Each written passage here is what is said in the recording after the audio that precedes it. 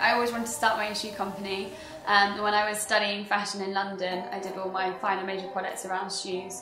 And then I worked for a year because I knew I wanted to start my own shoe company. Saved up enough money to start the business. I got a loan from the Prince's Trust to set up manufacturing in the UK. So Yull is one of the only independents manufacturing high heels in Britain. So I sell online at Where's London and also at yull.co.uk. I don't like shoes that sort of change with the fashion. I think that it's really good to have a staple pair of shoes. So that's like the ethos behind the brand, is like style over fashion. So you can buy a pair of Yull shoes and you'll be able to wear them from season to season, and something that will last forever. I guess dressing myself at home was obviously like the first step. But I mean, I went to study fashion in 2008, so I guess that was like the biggest first step. But then obviously like working in shops as well from about age 15 onwards. I just think that's the worst thing, not to have a home, and I think that people need lots of help for that. I couldn't imagine not having a home or not having a place to call home, which is awful. So I think it's a really great charity to support. I've always loved London. The brand is very true to its roots, it's very British, so obviously London's the place that has to be. Well, they're all very quite classic things that you can keep wearing from season to season. I'd say the shoes are quite 1980s inspired, people say. This is a beauty shoe. It's got a block heel, and then each of my shoes also has got a Union flag on the bottom.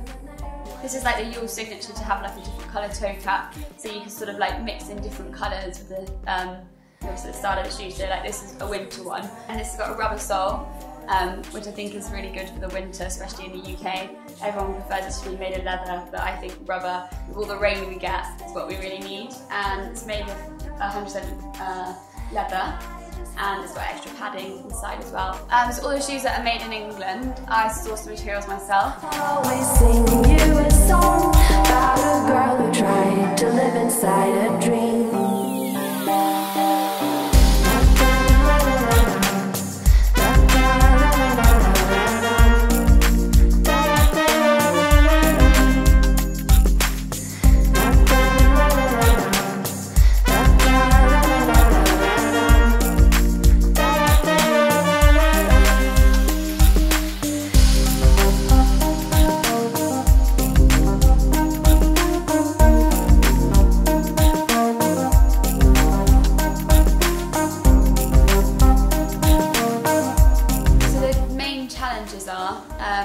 Obviously, like, we're quite recessed at the moment, so sales is always quite a challenge.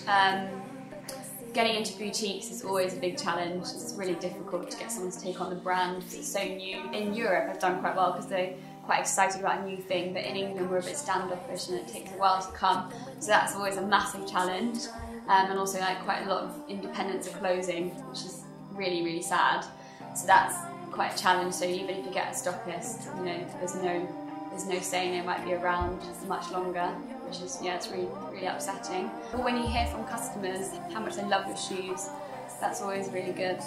Because obviously, like, I'm in business to please customers, and without customers you haven't got a business. So you always got to look after the customers.